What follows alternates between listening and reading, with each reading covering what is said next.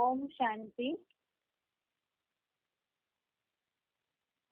आज का भगवत गीता का श्लोक नंबर है दूसरे अध्याय का 29वां श्लोक, अध्याय सेकंड, श्लोक नंबर 29। श्लोक है आश्चर्यवत् पश्यति कश्चिदेनम् आश्चर्यवत् वदति तथैव चान्य आश्चर्यवत् चैनमन्य शृणोति श्रुत्वाप्येनं वेद न चैव कश्चित्। श्लोक दोबारा। आश्चर्यवत् पश्यति कश्चिदेनम् आश्चर्यवत् वदति तथैव चान्य आश्चर्यवत् चैनमन्य शृणोति श्रुत्वाप्येनं वेद न चैव कश्चित्। इसका संधि विच्छेद है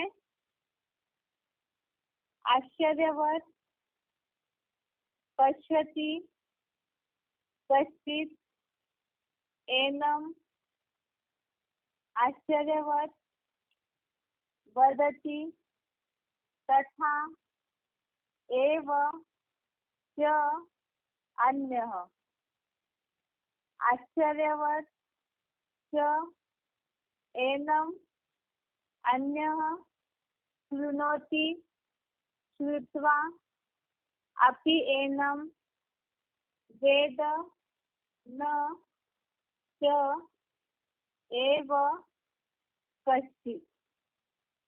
एक बार दोबारा संधि विच्छेद देखिए।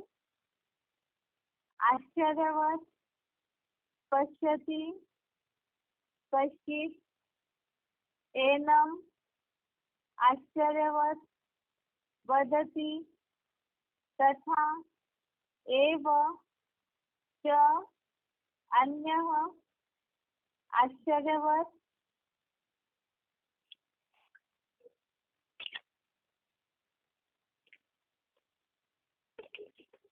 आश्चर्यवत् च एनम् अन्यः शृणोति श्रुत्वा अपि एनं वेद न च एव कश्चित्। शब्दों का अर्थ देखते हैं। एनम अर्थात इसको, कश्चित् अर्थात कोई,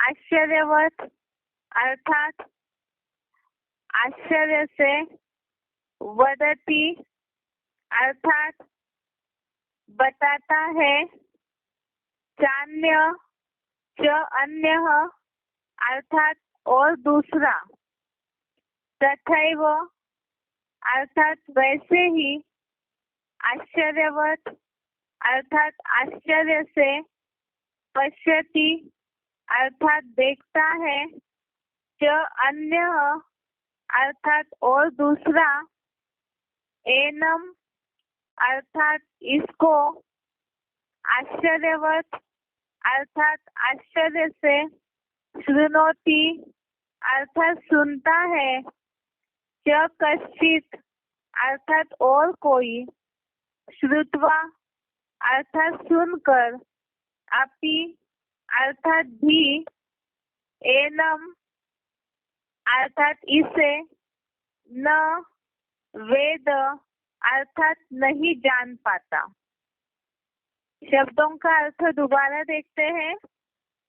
एनम अर्थात इसको, कश्चित् अर्थात कोई, आश्चर्यवत् अर्थात आश्चर्य से, वदति अर्थात बताता है, च अन्यः अर्थात और दूसरा, तथैव अर्थात वैसे ही, आश्चर्यवत् अर्थात आश्चर्य से, पश्यति अर्थात देखता है, च अन्यः अर्थात और दूसरा, एनम अर्थात इसको, आश्चर्यवत अर्थात आश्चर्य से, श्रुणोति अर्थात सुनता है, च कश्चित अर्थात और कोई, श्रुत्वा अर्थात सुनकर भी, सुनकर, अपि अर्थात भी, एनम अर्थात इसे, न वेद अर्थात नहीं जान पाता। अभी अर्थ देखिए श्लोक का।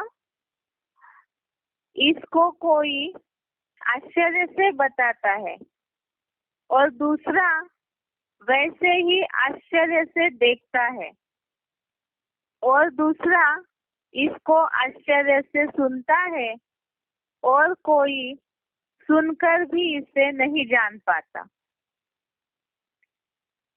इसको कोई आश्चर्य से बताता है और दूसरा वैसे ही आश्चर्य से देखता है और दूसरा इसको आश्चर्य से सुनता है और सुनकर भी इसे नहीं जान पाता। वैसे तो दूसरे अध्याय में जो बात ये संदर्भ चल रहा है श्लोक का, वो सारा आत्मा का वर्णन बताया जा रहा है। तो भक्ति मार्ग की जो गीता है उस हिसाब से तो भक्ति मार्ग के गीता पाठी ब्राह्मण आत्मा के हिसाब से इसे समझते हैं कि आत्मा जो है उसका रूप दिखाई नहीं देता, वो सूक्ष्म है। इस भाव से उसे कोई आश्चर्य से देखता है, आश्चर्य से बताता है या आश्चर्य से उसे सुनता है। लेकिन यहाँ पर ये जो संदर्भ दिया है श्लोक का, तो ये मूल जो आत्माओं का भी मूल बीज है, मनुष्य आत्माओं का बीज हीरो पार्टधारी, वो मूल रूप में 100% आत्मिक स्थिति में स्थित हो जाता है। तो उनके पार्ट की पहचान किस तरह से होती है उसे समझाने के लिए ये श्लोक बताया हुआ है कि उनका जो पार्ट है वो इस तरह का है, जिसे बताया कि कोई उस पार्ट को आश्चर्य से बताता है और कोई उसे आश्चर्य से देखता है, कोई सुनता भी आश्चर्य से है और कोई तो सुनकर भी उसे जान नहीं पाता है। एक बार इसे क्लैरिफिकेशन सहित देखते हैं। इस हीरो को कोई नंबरवार जानकर आश्चर्य से बताता है और दूसरा वैसे ही आश्चर्य से देखता है और दूसरा कोई कुछ जानते हुए भी इसको आश्चर्य से सुनता है और कोई अनास्थावान नास्तिक पूरा अधूरा अनमने से सुनकर भी इसे नहीं जान पाता। इसीलिए संसार में नंबरवार सुख भोगी है। अभी यहाँ बात है, पहली बात तो जैसे भक्ति मार्ग का अगर हिसाब ले, भक्ति मार्ग में द्वापर युग से ही जैसे ही भक्ति शुरू हुई तब से ही कईयों ने भगवान को ढूंढने की कोशिश की। कोई तो उस रूप को समझ नहीं पाए तो नेति नेति बताते गए, कोई ने नहीं पूरी तरह से खोज कर पाए तो सर्वव्यापी बता दिया और कहीं तो फिर स्वार्थवश शिवोहम बन के बैठ गए। ये इसलिए हुआ क्योंकि परमात्मा का जो कार्य इस सृष्टि पर संगम युग पर चलता है, तो उस कार्य को कोई भी कलयुग के संग के रंग की, द्वापर कलयुग से ही सबकी बुद्धि जो है वो ढक जाती है अनेक मत मतांतरों के कारण। उसके कारण जो परमात्मा पार्टधारी है, हीरो पार्टधारी, तो उनके पार्ट को कोई भी जिस तरह से समझना चाहिए वो नहीं समझ पाते हैं। तो उसी बात को बताने के लिए ये श्लोक बताया है जिसके लिए मुरलियों में भी शिव बाबा बोलते हैं, मैं जो हूँ, जैसा हूँ, जिस रूप में भी पार्ट बजा रहा हूँ, यथार्थ रीति मुझे कोई भी नहीं समझ पाते हैं। इसलिए नहीं समझ पाते हैं क्योंकि हमने बेसिक कोर्स में भी श्लोक देखा है, 5वें अध्याय का 8वां और 9वां श्लोक, जिसमें ये बात आई है, नैव किंचित करोमीति। उस श्लोक के भावार्थ में बात आई है कि शिव बाबा की याद मग्न 23 तत्वों का जो जानकार है, वो सब कुछ करते हुए भी जैसे कि कुछ नहीं करता है। अर्थात जैसे और भी परमात्मा का जो पार्ट है, परमात्मा शिव सुप्रीम सोल जिस साकार तन में प्रवेश करके कार्य करते हैं कलयुग अंत में संगम युग पर, तो वो जो साकार पार्टधारी है वो तो साधारण तन है। इसलिए साधारण तन में आए हुए परमात्मा पार्टधारी को, जो मूढ़मती मनुष्य है, कलयुग में जिनकी बुद्धि मूढ़ बन जाती है, तो वो परमात्मा के पार्ट को जिस तरह से समझना है वो समझ नहीं पाते हैं और पहचान नहीं पाते। इसलिए नहीं पहचान पाते हैं क्योंकि यहाँ तो सारी बात मन बुद्धि की है, और मन बुद्धि रूपी आत्मा जिस तरह से भी अपनी अव्यक्त स्टेज बनाती है, वो तभी समझ में आएगा जब कोई उसे खुली आंखों से या तो समझ करके भावना से श्रद्धा से उसे देखना चाहेगा। जैसे इस श्लोक में अर्थ समझाया है कि कोई अनास्थावान नास्तिक पूरा या अधूरा अनमने से सुनकर भी इसे नहीं जान पाता, अर्थात बिना मन से सुन लिया। तो ऐसे जो नास्तिक लोग हैं जिनकी परमात्मा के कार्य के ऊपर आस्था ही नहीं है, तो ऐसे लोग चाहे पूरा सुने चाहे अधूरा सुने, लेकिन अनमने से सुनते हैं, क्योंकि उनकी साकार तन में जो परमात्मा का कार्य चलता है या परमात्मा के अस्तित्व के ऊपर ही जो नास्तिक है, आस्था नहीं है, उनकी श्रद्धा ही नहीं रहती है।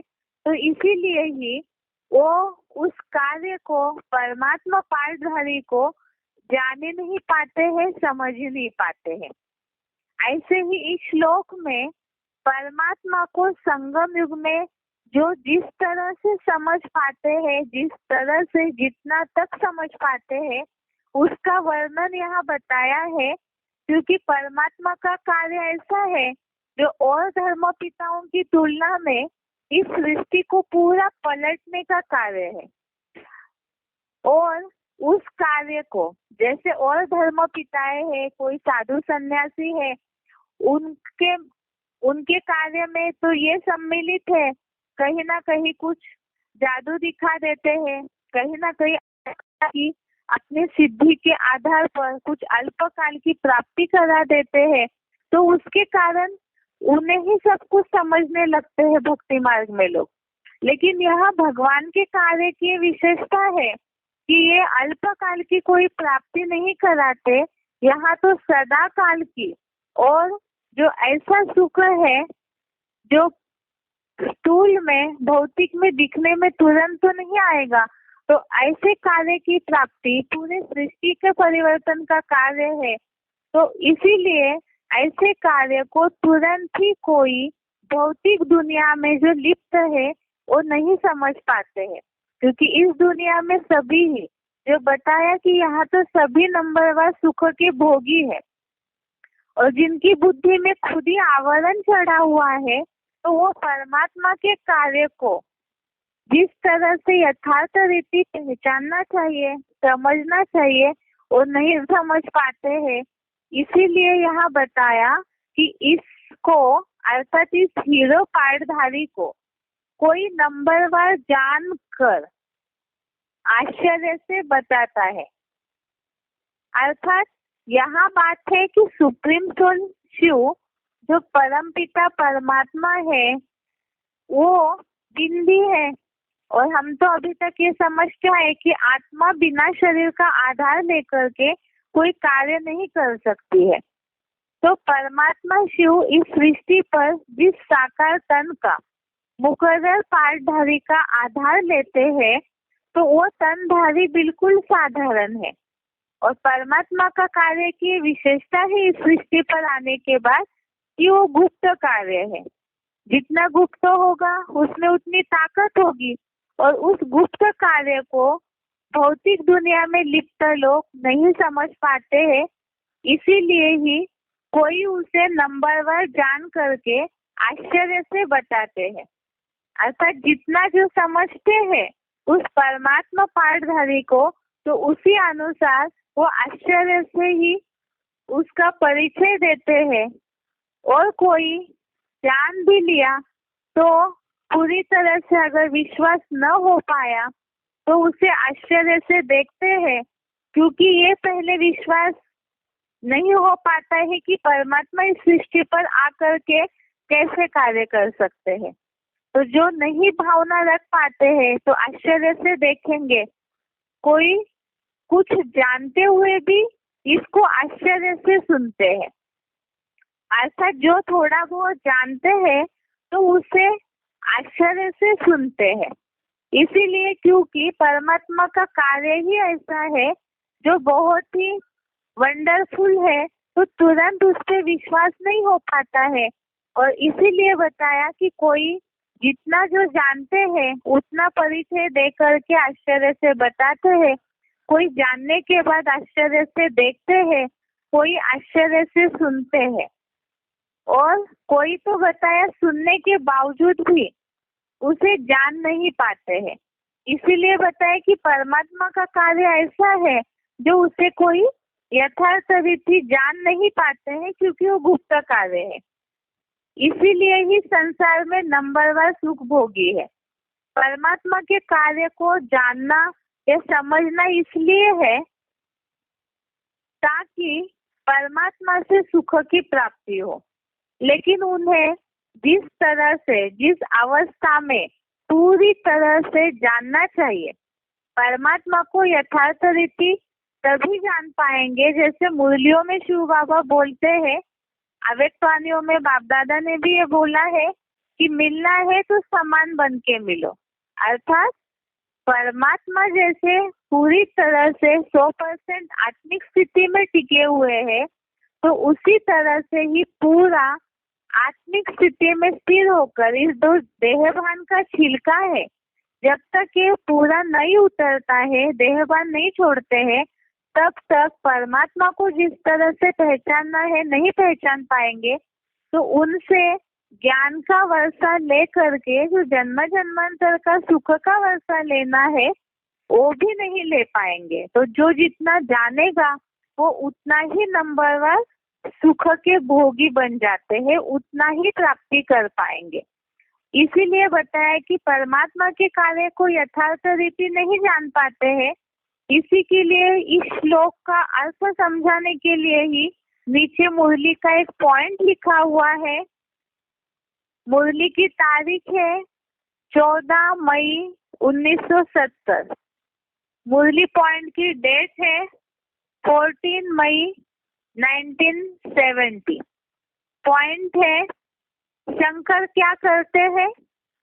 उन हीरो का पार्ट ऐसा वंडरफुल है जो तुम विश्वास कर न सको।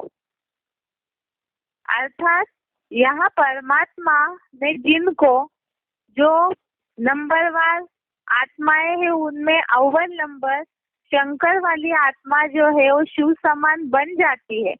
तो जिस तरह से परमपिता परमात्मा शिव अकर्ता है, अभोक्ता है, तो उसी तरह से शंकर वाली आत्मा जो है वो भी बाप समान बन करके याद मग्न अवस्था में इतनी 100% स्थिर हो जाती है, जो बताया वास्तव में याद में रह करके जो कर्म करते हैं उसे कर्म नहीं कहा जाता। जो अभी अभी 5वें अध्याय का 8वां 9वां श्लोक का अध्याय 5 श्लोक नंबर 8 और 9 इसका एग्जाम्पल दिया था कि इसमें ये बताया है कि जो पूरी तरह से योगी आत्मा है तो वो सांसारिक ये जो भी कर्म है नैसर्गिक, उनमें लगी हुई होने पर भी याद की ऐसी अवस्था में टिकती है कि उनके ऊपर कोई असर नहीं होता है। तो ये हीरो पार्टधारी ही है जो इस सृष्टि पर कलयुगी संसार में रहते हुए भी यादमग्न अवस्था में ऐसे रहते हैं कि उनके उस कार्य को, उनके उस पार्ट को कोई सही रीति से समझ नहीं पाएंगे। इसीलिए ही कोई उसे आश्चर्य से बताता है, वैसे ही कोई आश्चर्य से जानने के बाद, समझने के बाद भी आश्चर्य से देखता है, और कोई आश्चर्य से सुनता है, और कोई सुनकर भी इसे नहीं जान पाता है।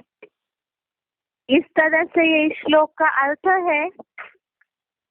इस हीरो को कोई नंबरवार जानकर आश्चर्य से बताता है, और दूसरा वैसे ही आश्चर्य से देखता है, और दूसरा कोई कुछ जानते हुए भी इसको आश्चर्य से सुनता है, और कोई अनास्थावान नास्तिक पूरा या अधूरा अनमने से सुनकर भी इसे नहीं जान पाता। इसलिए संसार में नंबरवार सुख भोगी है। यही श्लोक का अर्थ है। एक बार इसे उच्चारण सही सुनते हैं।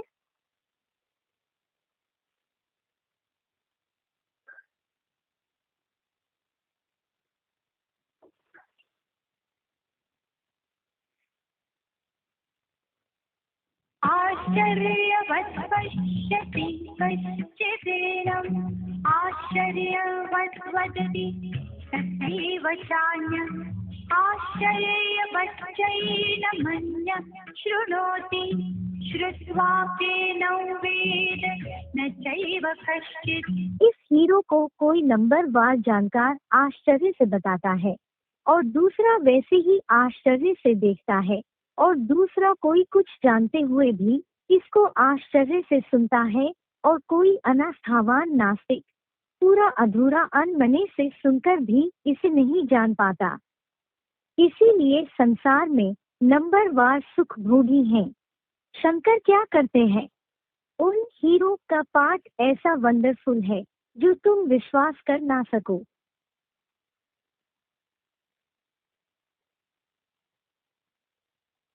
आश्चर्यवत् पश्यति कश्चिदेनम् आश्चर्यवत् वदति तथैव चान्यः आश्चर्यवत् चैनमन्यः शृणोति श्रुत्वाप्येनौ वेद न चैव कश्चित्। इस हीरो को कोई नंबरवार जानकार आश्चर्य से बताता है, और दूसरा वैसे ही आश्चर्य से देखता है, और दूसरा कोई कुछ जानते हुए भी इसको आश्चर्य से सुनता है, और कोई अनास्थावान नास्तिक पूरा अधूरा अनमने से सुनकर भी इसे नहीं जान पाता। इसीलिए संसार में नंबरवार सुख भोगी हैं। शंकर क्या करते हैं? उन हीरो का पाठ ऐसा वंडरफुल है जो तुम विश्वास कर ना सको। अभी बेसिक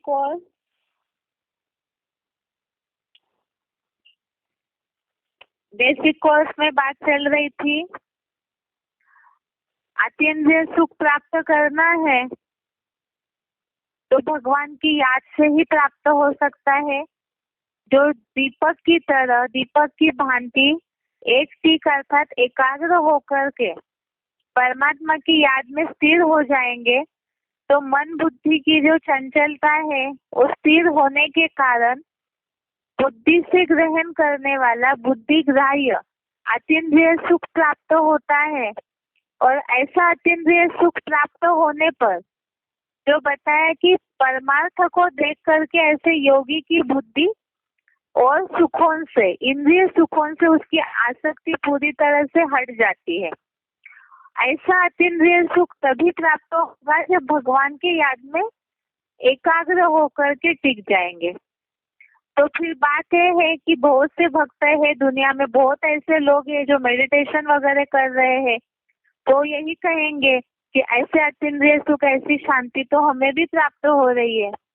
तो उनसे पूछना है कि अगर ऐसी प्राप्त हो रही है सुख शांति, तो फिर जीवन में आपके कोई दुख तो होगा नहीं, ना कोई बीमारी होगी, ना मानसिक कोई तनाव कभी आता होगा। 24 घंटे और पूरे साल भर बिल्कुल आप शांति की स्टेज में ही रहते होंगे। ऐसे तो इस दुनिया में कोई भी नहीं है, क्योंकि हम मूल्यों के आधार से जानते हैं,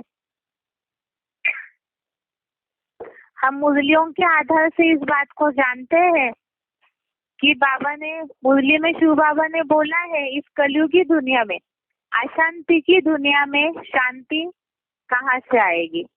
तो इसका मतलब ये है, अगर थोड़ी बहुत अल्पकाल की शांति किसी को मिल भी रही है, तो भी जो अतीन्द्रिय सुख की परिभाषा बताई है कि एक बार मन बुद्धि से ग्रहण करने वाला सुख शुरू हो जाएगा तो लगातार अविरत निरंतर चलता ही रहेगा, वो बंद नहीं होगा बीच में।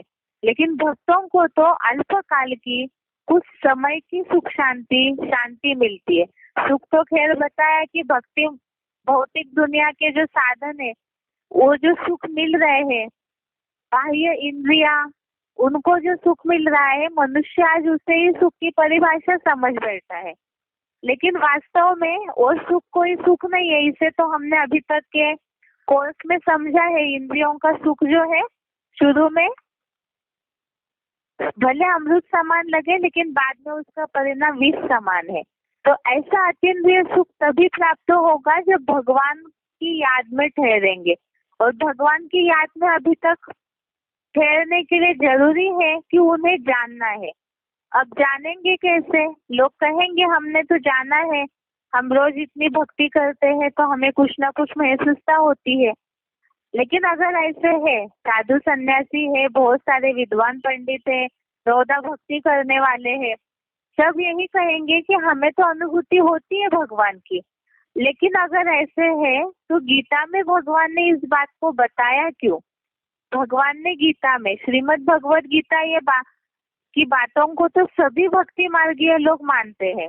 उसमें ये बात हमने कल श्लोक देखा, 10वें अध्याय का दूसरा श्लोक, अध्याय 10 श्लोक नंबर 2, इसमें ये बात आई कि मेरे प्रकृष्ट जन्म को जो न देवगण न महर्षियों ने जाना, क्योंकि देवताओं महर्षियों का सब प्रकार से आदिकालीन आदिश्वर मैं हूँ। अर्थात जैसे कोई पिता अपने बच्चे का परिचय पूरा दे सकते हैं, पूरा बायोडाटा बता सकते हैं, लेकिन बच्चा अपने पिता की पूरी हिस्ट्री जो के तो नहीं बता पाएंगे। क्यों? क्योंकि पिता जो है वो तो शुरुआत है। इसी तरह से महादेव जो सृष्टि का आदि है, भगवान जो सृष्टि की शुरुआत करने वाले हैं, तो उनके बारे में और कोई भी देहधारी मनुष्य कैसे बता सकते हैं? चाहे कोई कितने भी ऊंची स्टेज में पहुंचे हुए हो, तो भी भगवान का परिचय कोई भी मनुष्य मात्र नहीं दे सकते हैं।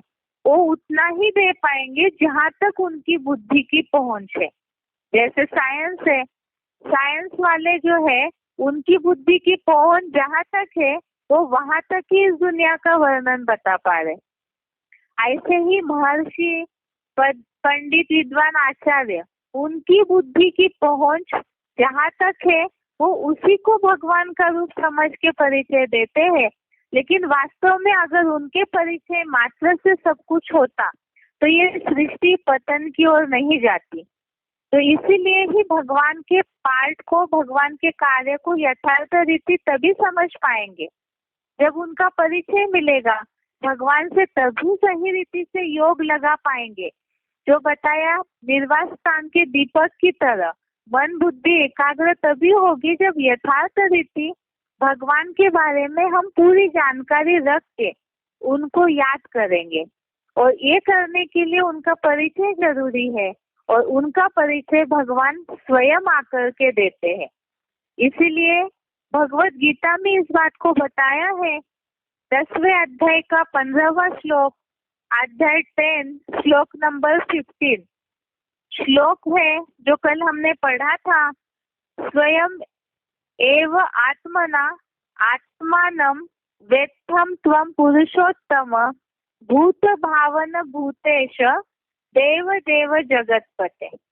इसके भावार्थ में ये बात आई हुई है कि वास्तव में वो सद्गुरु जो है वो स्वयं ही आकर के अपना परिचय देते हैं। बाप के सिवाय बाप का परिचय कोई और दे नहीं सकता है। इसीलिए ही परमात्मा स्वयं ही आकर के अपना जब तक इस सृष्टि पर परिचय न दे तब तक कोई भी उन्हें नहीं जान पाएंगे। मुस्लिम धर्म में ये बात बोली जाती है, भगवान का नाम बोलते समय खुदा, खुदा अर्थात वो खुद आकर के अपना परिचय देते हैं। तो इसी तरह से यहाँ भी भगवान स्वयं आकर के अपना परिचय देते हैं और वो परिचय देते हैं तो हम उन्हें कैसे जान पाएंगे। जिज्ञासुओं को इतनी सारी बातें, अतीन्द्रिय सुख का वर्णन अगर उनको सही रीति से समझाया जाए तो उनको जरूर इस बात की क्यूरियोसिटी होगी कि ऐसे भगवान को हमें जानना है। और वो भगवान को कैसे जान पाएंगे? कोई तो ये कहेंगे ठीक है हमने यहाँ तक सुन लिया, आगे हमें समय जब मिलेगा तब देखा जाएगा। लेकिन वास्तव में ये जो समय चल रहा है, इस समय का महत्व बताना जरूरी है, क्योंकि अभी सृष्टि के अंत काल के लिए ज्यादा समय तो है नहीं।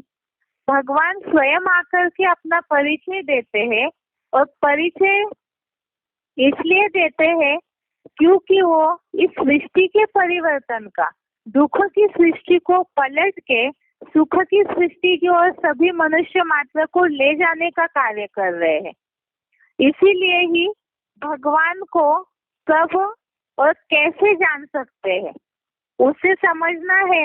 ये तो समझ में आ गया कि भगवान आकर के अपना परिचय स्वयं दे रहे हैं।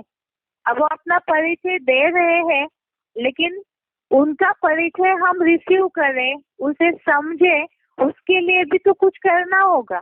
वो कैसे समझ पाएंगे? उसकी विधि भी भगवान ने गीता में ही बताई है कि भगवान को कब और कैसे जान सकते हैं। भगवान गुप्त वेश में सतयुग रचने आते हैं और इसीलिए ही उनके उस कार्य को अज्ञान की नींद से जग करके समझना जरूरी है। अब पहली बात है, ऐसे भगवान जो अतीन्द्रिय सुख की या शाश्वत सुख की प्राप्ति कराते हैं, तो उन्हें जानने के लिए ये भौतिक आंखें तो काम नहीं आएगी, क्योंकि भौतिक सुख भौतिक बाहर की इंद्रियों से मिलता है और बुद्धि का जो सुख है, बुद्धि मन बुद्धि से ग्रहण करने वाला शाश्वत सुख, तो उस सुख को देने वाला जो दाता है वो भी जरूर गुप्त होगा।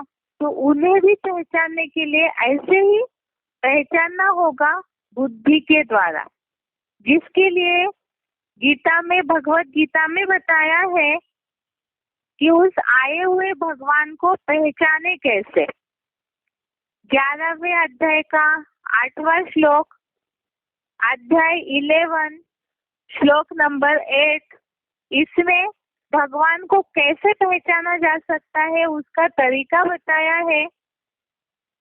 श्लोक है, न तु माम शक्यसे द्रष्टुम अन्येनैव स्वचक्षुषा दिव्यम ददामि ते चक्षु पश्य मे योगम ऐश्वरम। 11वें अध्याय का 8वां श्लोक, श्लोक दोबारा देखिए। भगवान को पहचानना कैसे जाएगा? ऐसी कौन सी आंखें हैं जिससे भगवान को जान सकते हैं? उसे बताया है, न तु माम शक्यसे द्रष्टुम अन्येन एव स्वचक्षुषा दिव्यम ददामि ते चक्षु पश्य मे योगम ऐश्वरम। अर्थात किंतु इन्हीं अपनी आंखों से मुझ देह में स्थित विराट रूप को नहीं देख सकेगा। तुझको दिव्य बुद्धि की एडवांस सच्ची गीता वाला तीसरा नेत्र देता हूँ, जिससे मेरे 84 जन्मों के भी ऐश्वर्यवान योगी ऊर्जा संपन्न हीरो पाठधारी रूप को देख सकेगा। तो इसमें भगवान को कैसे देखा जाएगा वो बताया कि दिव्य बुद्धि की एडवांस सच्ची गीता वाला तीसरा ज्ञान नेत्र देता हूँ। अब यहाँ तो एक क्लैरिफिकेशन सहित बताया, लोगों को समझाने के हिसाब से केवल इतना ही है, दिव्य बुद्धि का ज्ञान नेत्र देता हूँ, जिसे तीसरा नेत्र बोला हुआ है। ये जो स्थूल दो आंखें हैं, इन दो आंखों से बाह्य जो दुनिया है बाहर मुखी, उसे देख सकते हैं। अब जो अंतर्मुखी सदा सुखी अतीन्द्रिय सुख देने वाला दाता है, तो उसे अंदरूनी आंखों से देखना होगा, और वो देखने के लिए ही बताया दिव्य बुद्धि का तीसरा ज्ञान नेत्र जो है, उसी के द्वारा उस योग के द्वारा जो ऊर्जा से संपन्न हुआ है, वो भगवान का पाठधारी उसे तभी देख सकेंगे जब तीसरा नेत्र ज्ञान का मिला हुआ हो।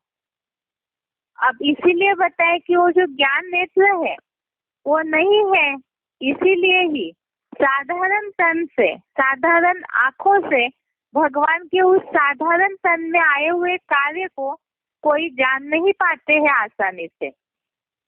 जो बताया भगवान का इस ज्ञान का जो आधार नहीं लेते हैं, जो तीसरा नेत्र भगवान प्रदान कर रहे हैं जो नहीं लेते हैं, तो वो उन्हें पहचान भी नहीं पाते हैं। ये बताया जाता है कि विराट रूप का दर्शन कराने के लिए महाभारत में ये दिखाया है, विराट रूप का दर्शन कराने के लिए अर्जुन को भगवान ने दिव्य नेत्र प्रदान किए। अर्थात ये बताया कि इन भौतिक आंखों से तुम मुझे नहीं देख सकते हो, इसीलिए वो दिव्य नेत्र दिया और उसके द्वारा वो भगवान के विराट रूप को देख पाए। तो यहाँ नंबर 1 सब अर्जुन है जो इस युद्ध भूमि में, जीवन की इस युद्ध भूमि में, कर्म भूमि में उलझे हुए हैं। तो इसीलिए भगवान तीसरा नेत्र तो दे रहे हैं, लेकिन जो नहीं लेते हैं, अर्थात जो ज्ञान को नहीं समझते हैं, तो उस परमात्मा के पाठ को समझ ही नहीं पाएंगे, जिसके लिए भगवत गीता में बताया है 9वें अध्याय का 11वां श्लोक, अध्याय 9 श्लोक नंबर 11, इसमें बताया है औजानन्ति माम मूढ़ा मानुषीम तनु आश्रितम परम भावम अजानन्तो मम भूत महेश्वरम। 9वें अध्याय का 11वां, दोबारा देखिए, औजानन्ति माम मूढ़ा मानुषीम तनु आश्रितम परम भावम अजानन्तो मम भूत महेश्वरम। अर्थात मूर्ख लोग अर्जुन आदम के साधारण मानवीय और मुकर्रर शरीर का आधार लेने वाले मुझ प्राणियों के महेश्वर शिव बाप के व्यक्त स्वरूप आदम की अवज्ञा करते हैं। आदित्यों की यादगार में मेरे श्रेष्ठतम ज्योतिर्लिंग परमात्मा भाव को भी पूरी तरह नहीं जानते हैं। अर्थात यही बताया कि साधारण तन में आने हुए उस भगवान को, शिव परमात्मा जिस साधारण तन के हीरो पाठधारी में प्रवेश करते हैं, उसे न जान पाने के कारण उनकी अवज्ञा करते हैं। इसीलिए बताया कि वो ज्ञान नेत्र तो भगवान दे रहे हैं, और उस ज्ञान नेत्र को लेना क्यों जरूरी है? इसलिए लेना जरूरी है क्योंकि ये समय ही अभी बहुत महत्वपूर्ण है। दुनिया में भी ये कहते हैं मुट्ठी में है तकदीर तुम्हारी, लेकिन लोग इस बात को ऐसे समझते हैं कि हाथों से हम कर्म करें तो इन हाथों में ही हमारा भाग्य नुंदा हुआ है। लेकिन हाथों से कर्म तब किया जाएगा जब बुद्धि के द्वारा सही निर्णय होगा। वास्तव में मुट्ठी में तकदीर तुम्हारी, तो यह स्थूल हाथों में कोई तकदीर नहीं है। यहाँ बात है बुद्धि रूपी हाथों से जो जितना सही निर्णय लेकर भगवान को बुद्धि से समझेंगे, तो उसी आधार से जन्म जन्मांतर के लिए अपनी तकदीर नून कर सकते हैं।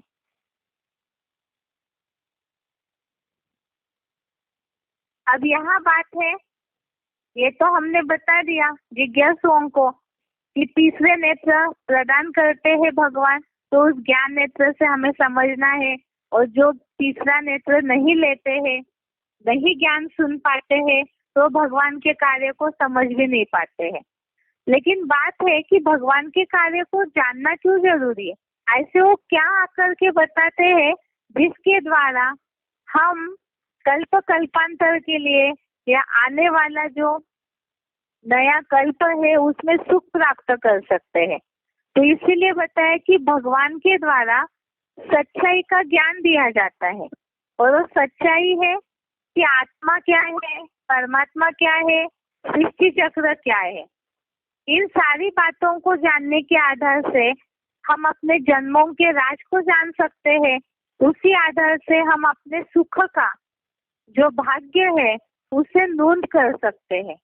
तो भगवान आकर के अभी ज्ञान का दीपक दे रहे हैं, ज्ञान का नेत्र दे करके ज्ञान का ऐसा दीपक जलाते हैं मनुष्य आत्माओं का, जिसके द्वारा इस समय के भगवान के यथार्थ रूप को पहचान करके इस समय को भी जान सकते हैं, समय के महत्व को जान करके उसके साथ साथ हम अपना भाग्य भी नून कर सकते हैं।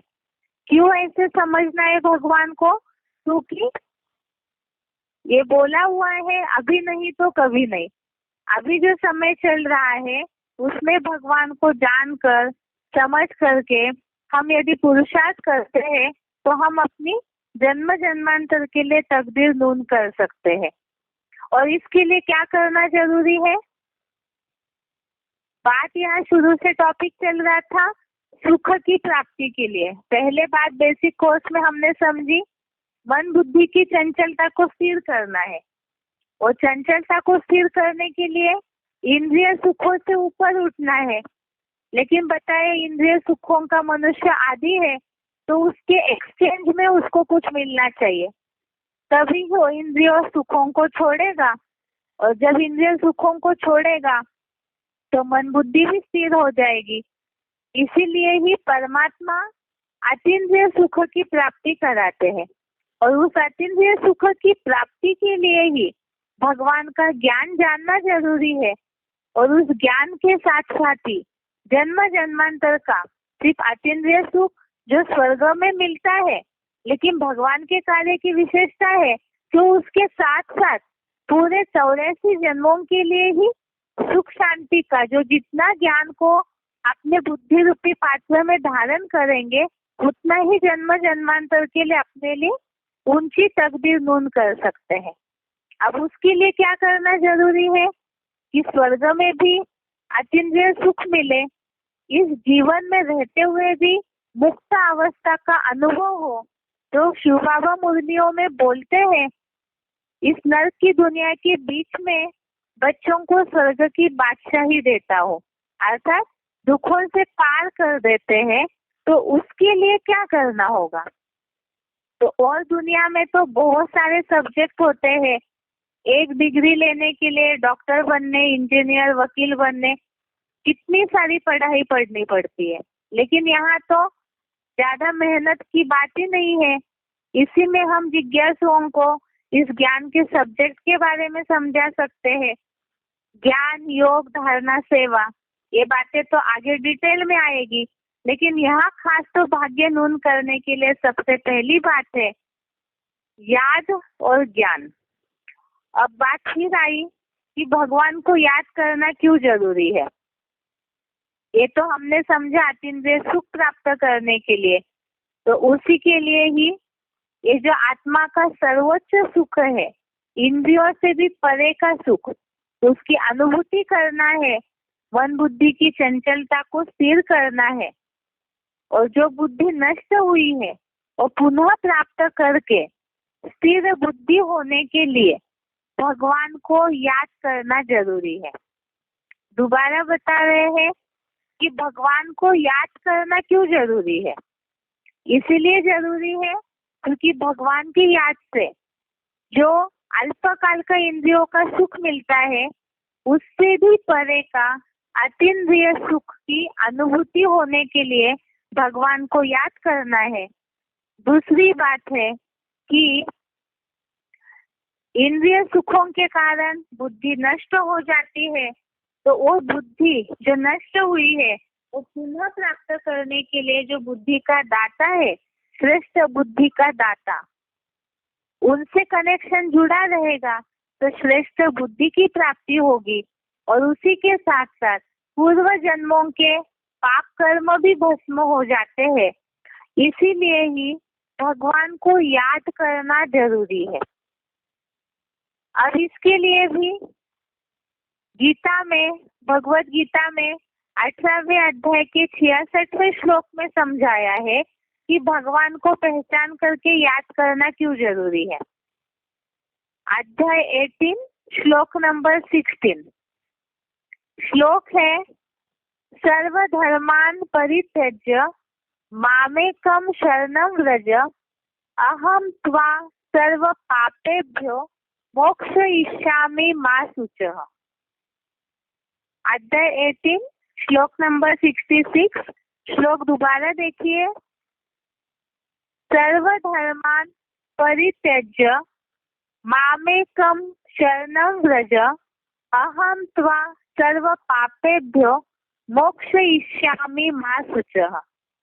अर्थात सर्व, सब हिंदू, मुसलमान आदि धर्मों को पूरा ही त्याग कर मुझ अल्लाह अव्वल दिन माने गए एक शिव बाबा की शरण में आ जा। मैं तुझे धर्म रक्षार्थ हिंसा के पूर्वकृत सब पापों से मुक्त कर दूंगा। तू शोक मत कर कि धर्मी विधर्मी अधर्मी सब बेमौत मरेंगे। यह बात केवल है भगवान को याद क्यों करना है, इसीलिए याद करना है ताकि सब पापों से मुक्त हो जाएगा। और वो कैसे होगा, भगवान की यथार्थ याद भी कैसे लगेगी, इस श्लोक में बताया है कि सारे धर्मों का, जितने भी दैहिक धर्म है, अनेक धारणाओं वाले, अनेक मत मतांतरों वाले, उनका पूरा ही त्याग करना है और एक शिव बाबा की शरण में अपनी बुद्धि को झुकाएंगे, अर्थात बुद्धि पूरी तरह से उनमें लगाएंगे तो सारे पापों से मुक्त हो जाएंगे। इसीलिए ही भगवान को याद करना जरूरी है। क्यों? पाप भस्म करना क्यों जरूरी है? इसलिए करना जरूरी है क्योंकि अगर पाप भस्म नहीं होंगे तो पाप के जो संस्कार है वो मनुष्य को और पाप करने में मजबूर कर देते हैं। बुद्धि भ्रमित हुई पड़ी है, बुद्धि पाप के कारण नष्ट हुई है, तो वो संस्कारों को भी उसी तरह से फिर कन्वर्ट करेगी, डाइवर्ट करेगी और ही पाप होते रहेंगे। और पाप जितने होते रहेंगे तो उतना ही जीवन में दुख भी मिलेगा। इसीलिए ही पापों को भस्म करना जरूरी है। जब पाप भस्म हो जाएंगे तो संस्कारों में परिवर्तन आएगा। भगवान को याद करेंगे तो पाप भस्म होंगे, पाप भस्म होंगे तो चरित्र सुधर जाएंगे। अतीन्द्रिय सुख प्राप्त करने के लिए ये भी एक सब्जेक्ट है। पूर्व जन्मों के पापों को भस्म करेंगे तो आत्मा हल्की हो जाएगी और जितनी हल्की होगी उतनी ऊपर उड़ेगी, तो अतीन्द्रिय सुख की शाश्वत समय की प्राप्ति होती रहेगी। इसीलिए ही संस्कार परिवर्तन होना भी जरूरी है, चरित्र सुधरना भी जरूरी है। और वो सुधरने के लिए ही बताया भगवान की याद। भगवान की याद से कैरेक्टर सुधरते हैं।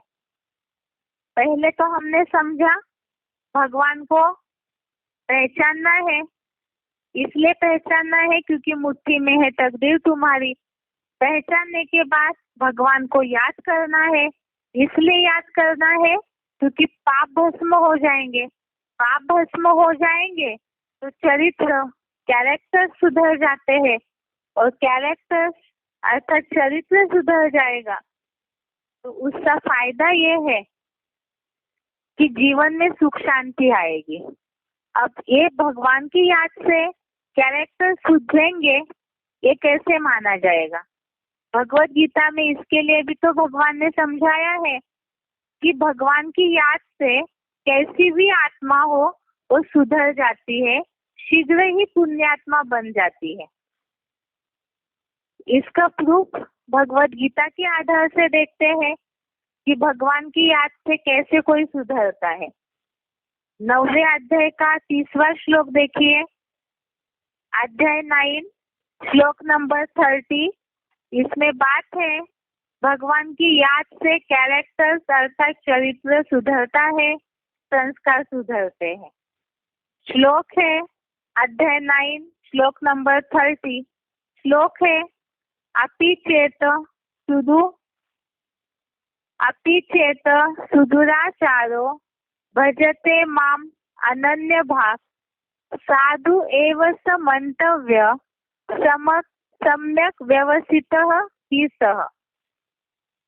श्लोक दोबारा देखिए, अपि चेत सुदुराचारो भजते माम अनन्य भाग साधु एव स मंतव्य सम्यक व्यवसितः ही सह। अर्थ है यदि कोई अजामिल जैसा अत्यंत दुराचारी भी अव्यभिचारी भाव से श्रद्धा पूर्वक मुझे याद करता है तो वह भी एक निष्ठ होने से सत्पुरुष ही मानने योग्य है, क्योंकि वह शिवबाबा में समुचित निश्चयवान है। बाकी अनिश्चयी देह से नष्ट हो जाएंगे। इसमें जैसे मुरलियों में भी हम सुने हैं, मुरलियों में शिव बाबा बोलते हैं वैश्याएं हो गणिकाएं हो अर्थात कैसी भी कोई गिरी हुई पापी आत्मा हो तो भी वो माला का दाना बन सकती है। इसी तरह से इस श्लोक में इस बात को समझाया है, यदि कोई अजामिल जैसा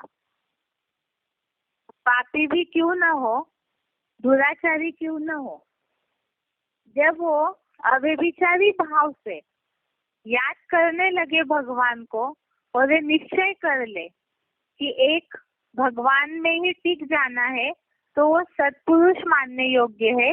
अर्थात भगवान की याद से कैरेक्टर सुधरते हैं। अब इसके लिए ही क्या करना है, कैसे हो जाता है, तो उसका फायदा भी बताया कि याद से कैरेक्टर सुधरेंगे और कैरेक्टर सुधरेंगे तो उसका फायदा क्या होगा। जैसे इस श्लोक में अंत में बताया है अनिश्चयी देह से नष्ट हो जाएंगे।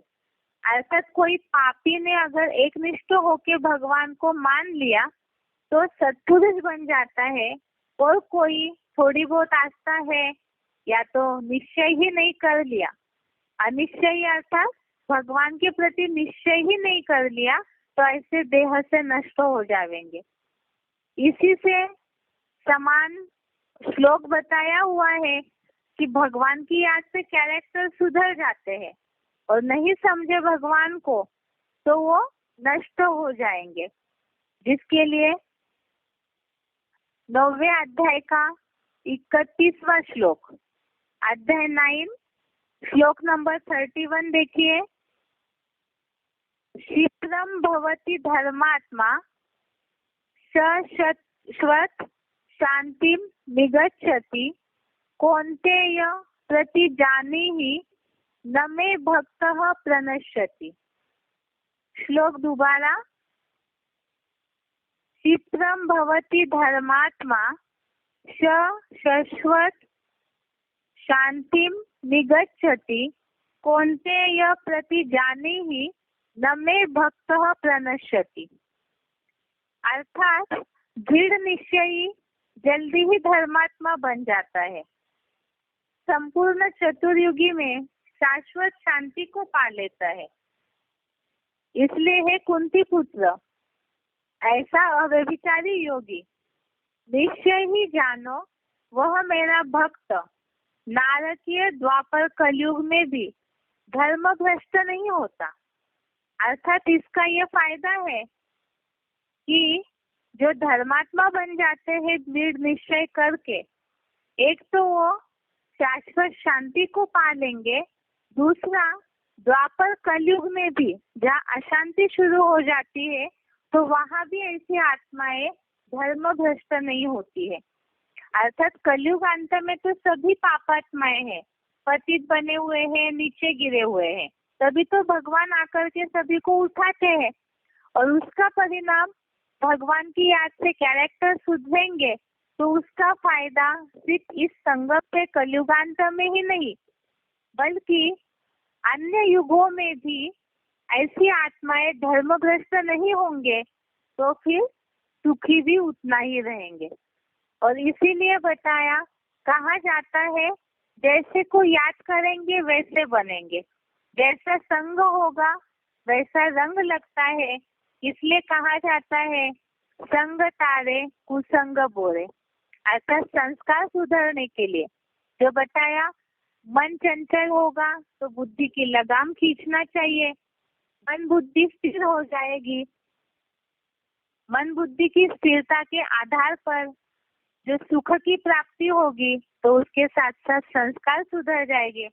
और संस्कार सुधरने के लिए जो बोला है कि संग दोष की बलिहारी है, संग जैसा करेंगे वैसे ही प्राप्ति होती है। तो इसीलिए ही इस सृष्टि पर अगर दुनिया में तो ये कहते हैं कि अच्छों का संग करना चाहिए, लेकिन ज्ञान के आधार से हम इस बात को समझते हैं कि देहधारी देह है, वहाँ स्वार्थ है, स्वार्थ है वहाँ खराब संस्कार कहीं ना कहीं परसेंटेजली जरूर होंगे। तो मनुष्य जो जन्म मरण के चक्र में आने वाले हैं, ऐसों को हम अच्छा मान के संग कर भी ले तो भी वो हमें ऊंचा नहीं उठा सकता है। ऊंचे तब उठेंगे जब भगवान की याद से भगवान का ही बुद्धि से संग करेंगे, ज्ञान से भी उन्हीं का संग करेंगे, बुद्धि से भी उन्हीं को याद करेंगे, तब ही पूरी तरह से संस्कारों में बदलाव आ सकता है। इसीलिए ही दुनिया में भी लोगों ने इस बात के महत्व को भक्ति मार्ग के साधु संतों में भी समझा था। रहीमदास जी का दोहा है, एके साधे सब सदे, सब साधे सब जाए। मन बुद्धि से केवल एक भगवान का ही संग करना है, हर और साथ साथ और भी सब प्रकार से ही भगवान का संग करना है। मन बुद्धि का संग भी तभी कर पाएंगे जब जो कर्म करते हैं उन कर्मों में भी भगवान का संग हो तो बुद्धि भी उस तरफ जाएगी, जिसके लिए हमने पहले भी समझा था, जहाँ हमारा तन होगा वहाँ हमारा मन होगा, जहाँ हमारा धन होगा वहाँ हमारा मन होगा। अर्थात सब प्रकार की ताकत भगवान की याद में ही लगाएंगे, भगवान के कर्म में ही लगाएंगे, तब ही याद यथार्थ और निरंतर होगी। और जब संग निरंतर होगा तभी संस्कार पूरी तरह से सुधर जाएंगे। वो कैसे होता है, जिसके लिए श्लोक पाया हुआ है 9वें अध्याय का 34वां श्लोक, जो मन श्लोक है, मन मना भव मद भक्तो मद्याजी माम नमस्कुरु माम एव एष्यसि युक्त्वा एवं आत्मानम मत परायण। तो इसमें श्लोक के अर्थ में बताया, मेरे में मन लगा, मेरी यज्ञ सेवा कर, मेरा भक्त बन जा, मुझको श्रद्धा से झुक जा। इस प्रकार अव्यभिचारी मन बुद्धि रूप आत्मा का लगाव मेरे अव्यक्त मूर्ति के आश्रित हुआ, स्वाधीन सर्वोत्तम शासक से राजयोग द्वारा राजाई भाव को ही पाएगा। और इसी के साथ साथ मन तो लगाना ही है, और साथ साथ अगले श्लोक में बताया कि हर कर्म करते हुए भी सब कुछ उसी में अर्पण करे। अर्थात हर इंद्रिय से, जहाँ जहाँ इंद्रिया भागती है तो बताया वो सारी इंद्रियों से अगर ईश्वर अर्पण होने वाले ही कर्म करेंगे, यज्ञार्थ कर्म करेंगे, भगवान का ही उससे संग प्राप्त होगा और उसी से ही संस्कार सुधर सकते हैं, पाप भी भस्म हो सकते हैं और उसी से ही बताया अतीन्द्रिय सुख की भी प्राप्ति होगी, क्योंकि भगवान की याद में सारे कर्म करेंगे तो इंद्रिय सुख लेने की आवश्यकता नहीं होगी। जो हमने पहले देखा, परमार्थ को देख करके आसक्ति हट जाती है। तो भगवान में जैसे लीन हो जाते हैं,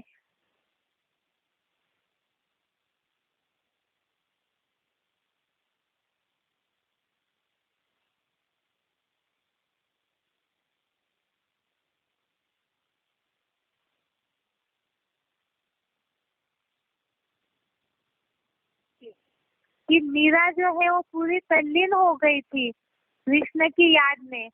अर्थात उस समय तो उन्हें पूरा भगवान का परिचय नहीं था, लेकिन यहाँ तो भगवान का यथार्थ परिचय है। वो स्वयं इस सृष्टि पर आए हुए हैं और आने के बाद जो प्रैक्टिकल में उनका संग मिले, उनके लिए ही कर्म करेंगे। तो उससे बहुत जल्दी, जो बोला है कि क्षिप्रम भवति मुक्तात्मा, अर्थात बहुत जल्दी दृढ़ निश्चय करने से दुखों से मुक्ति हो जाती है और सुख की प्राप्ति हो जाती है।